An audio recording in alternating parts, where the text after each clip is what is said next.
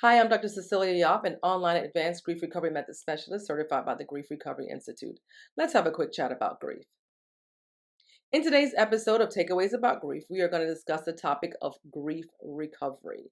And as always, I will be presenting information to you from this amazing resource, the Grief Recovery Handbook. All right, so grief recovery, what is it exactly? Well, I'll start off by telling you what it is not. Okay, so we'll make that our takeaway number one. Grief recovery is not about forgetting. It's not about forgetting your loved one whom you've lost to death, right? It's not about forgetting a not so loved one, right? That loss of relationship or any type loss that you've had. To recover from grief does not mean you are forgetting that person. So let's talk about takeaway number two, recovery. Let's break it down a little bit. Recovery. So when we're talking about recovery, we mean that it's the process of discovering, right, and completing what was unfinished for you in your very unique relationship. All of our relationships are unique, right? We can be grieving the same person, however, our individual relationship with that person is going to be unique from everyone else's, right?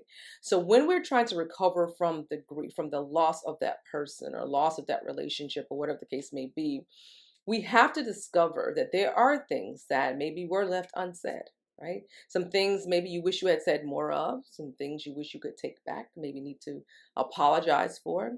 Compliments you wish you had given, just some emotional statements, significant emotional statements you wish you had made to that person. So you discover those things that were left unfinished for you, and you take the steps to complete those things that were left unfinished. But here's the problem. The problem is that society has convinced us that having and expressing any feelings other than happiness and joy and exuberance, right, and all the other good feels is somehow inappropriate, right? We've been socialized to believe that it's not okay to especially express in front of other people pain and sadness or resentment or any negative feeling for that matter. Just think about it. When something is funny and makes you laugh, right? It makes you laugh out loud or makes you feel good. Do you need to apologize for that? Do you feel the need to apologize for feeling happy or for laughing out loud? As long as it's laughing out loud and an appropriate time, of course. Do you feel the need to apologize for that? I'm willing to bet that you're going to tell me no, not at all. You're happy. Why do I apologize for being happy? Well, in that same light, when our sadness is manifested in tears in front of someone else, typically our first response is to apologize for crying. I'm so sorry for crying, right?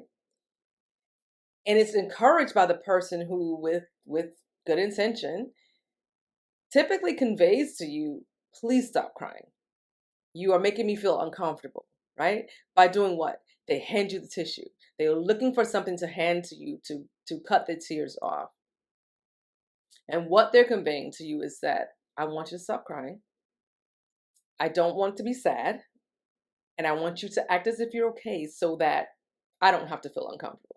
And this is what leads us to this phenomenon that we call the Academy Award recovery, right? In essence, when you receive an Academy Award, when someone receives an Academy Award, it's for great acting, right?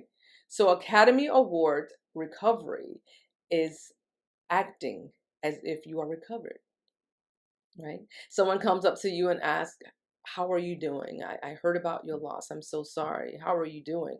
Oh, I'm fine. We talked about that in the previous episode. Fine, Fine, feelings inside not expressed, acting as if we are okay.